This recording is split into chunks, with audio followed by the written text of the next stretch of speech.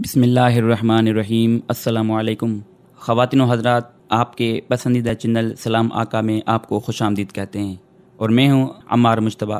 آج کی زیر سماعت گفتگو میں ہم بات کریں گے نماز حاجت کے حوالے سے۔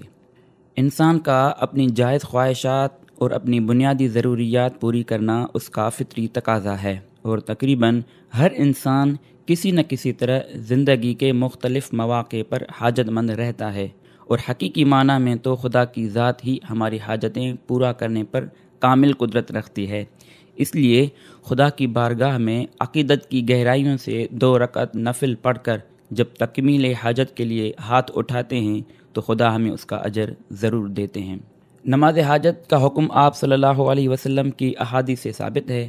روایت میں آتا ہے کہ ایک نابینا صحابی حضور اکرم صلی اللہ علیہ وسلم کی خدمت میں حاضر ہوا اور عرض کی کہ اے اللہ کے رسول، میری بینائی کے لیے دعا فرمائیں۔ تو آپ صلی اللہ علیہ وسلم نے فرمایا، اگر تو چاہے تو دعا کروں اور چاہے تو صبر کر، کیونکہ یہ تیرے لیے بہتر ہے۔ اس صحابی نے عرض کی کہ حضور دعا فرمائیں، تو آپ صلی اللہ علیہ وسلم نے اسے حکم دیا کہ جاؤ، اچھی طرح وضو کرو، 2 رکعت نماز پڑھو اور دعا مانگو۔ چنانچہ اس نے حکم کے مطابق ایسا ہی کیا اور اس کی بینائی لوٹ آئی۔ خواتین و حضرات، نماز حاجت پڑھنے کا طریقہ یہ ہے کہ سب سے پہلے وضو کیا جائے، لیکن غسل کرنا زیادہ بہتر ہے۔ مسجد یا گھر میں نماز حاجت کی 2 رکعت نفل پڑھے جائیں۔ اگر وہ تنہائی میں ادا کیے جائیں تو بہت ہی باعث رحمت و برکت ہے۔ 2 رکعت نفل پڑھنے کے بعد کچھ تسبیح، خدا کی حمد و ثنا کی، اور جتنا مناسب ہو درود پاک پڑھا جائے۔ اس کے بعد انتہائی التجا کے ساتھ یہ دعا پڑھی جائے، انشاءاللہ اس کی ہر حاجت ضرور قبول ہوگی۔ دعا حاجت یہ ہے جو آپ صلی اللہ علیہ وسلم نے نماز حاجت کے بعد مانگنے کا حکم دیا ہے۔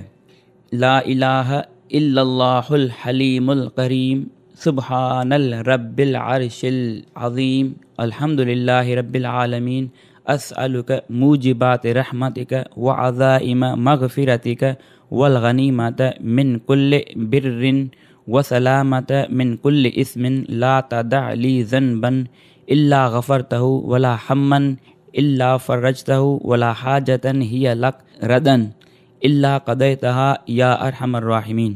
خواتین و حضرات، کسی بھی نیک عمل کے لیے لازمی ہے کہ باوضو وقت گزارا جائے، کمائی کا ذریعہ حلال ہو اور حرام کمائی سے پرہیز اور اسے حرام جگہ پر خرچ کرنے سے بھی بچا جائے۔ غصہ، حسد، تکبر، کسی ذو روح کو تکلیف دینے سے گریز کیا جائے تو یقین جانیں انشاءاللہ ہمیں کبھی نماز حاجت پڑھنے کی بھی ضرورت نہیں کرے گی۔